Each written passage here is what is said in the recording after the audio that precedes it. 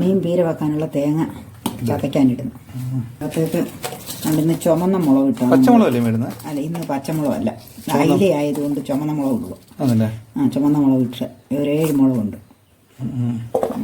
പിന്നെ കുറച്ച് ചുമന്നുള്ളി എടുത്തിട്ടുണ്ട്.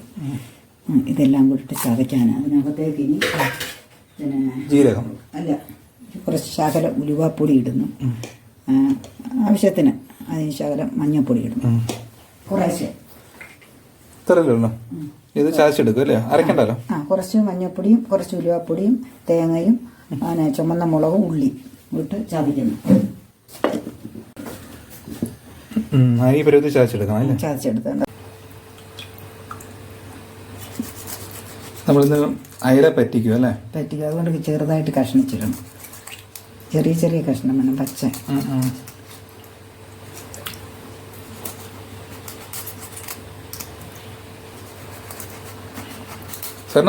സാധാരണ ഇത് പീര പറ്റിക്കാൻ നല്ലത് ചെറിയ മീനുകളല്ലേ അമ്മേ? അയിലും പീര പറ്റിക്കും. നമ്മുടെ എന്താ ഇതൊക്കെ നെത്തോലി അങ്ങനെയുള്ള മീനുകൾ, ചെറിയ മത്തി. അല്ല, അതിലും അടുക്ക് ചെറിയ കഷ്ണമാക്കിയാൽ മതി. അതെല്ലേ? ചെറിയ കഷ്ണമാകുമ്പോൾ അതിൽ എരി ഉപ്പും പുളിയൊക്കെ പിടിച്ചോളൂ. അയില പീര പറ്റിക്കാൻ ഞാൻ അതിൽ ഇന്ന് പീര പറ്റിക്കുക.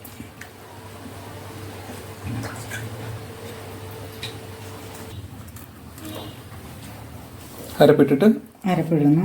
പിന്നെ പുളി വെള്ളത്തിലിട്ടേക്കുന്നത് പുളി ഇടുന്നു. കുടംപുളി അല്ലേ? കുടംപുളി ഇടുന്നു.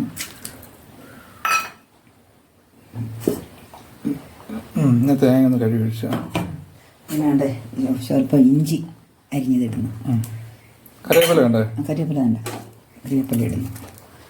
നമുക്ക് അരപ്പ് കൂട്ടി ചേർക്കാം. അരപ്പ് ചേർത്ത് നമുക്ക് അടുപ്പ് വെച്ചൊന്ന് തിളപ്പിച്ചിട്ട് കഷ്ണം വാരിയിടാം.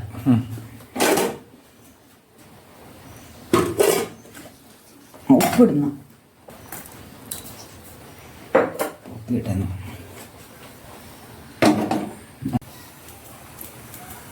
തിളക്കട്ടെ അരപ്പ്. തിളച്ച് വന്നിട്ടുണ്ടല്ലോ. ഇതിലേക്ക് മീനിടാം. ഈ തിളക്കാതെ മീനിട്ടാല് ഒത്തങ്ങ് വേവത്തില്ലേ കിടന്നു എൻ്റെ കൂട്ടത്തിൽ? അല്ല, തിളയ്ക്കുമ്പോഴേ പെട്ടെന്ന് മീന് അങ്ങ് ചൂടാകുമ്പോൾ ഉടയത്തില്ല. അതുകൊണ്ടാ പതുക്കെ ചൂടാവാൻ ഉടയില്ലേ? പെട്ടെന്ന് അങ്ങ് ഉടഞ്ഞു പോകും.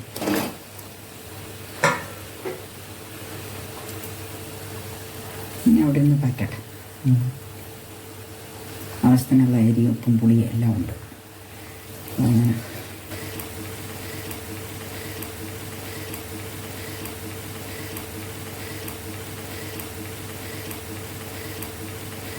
അടച്ചു വെച്ച് ഇനി അത് വേവട്ടെ, വെന്ത് പറ്റട്ടെ. തിളച്ച് അത് പറ്റാനായി വരുന്നു. ചുറ്റിച്ചു വെക്കണം.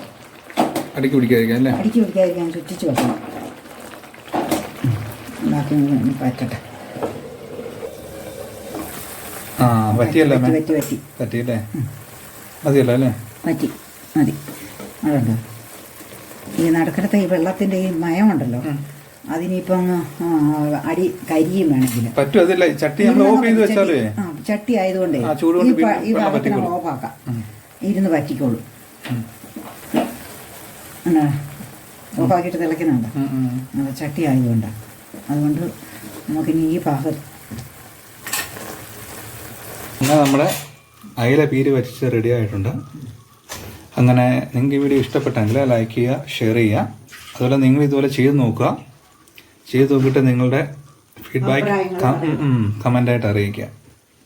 ഓക്കെ ഗൈസ്, അപ്പോൾ നമുക്ക് പുതിയൊരു വീഡിയോയുമായി വീണ്ടും കാണാം. അതുവരെ എല്ലാവർക്കും ബൈ.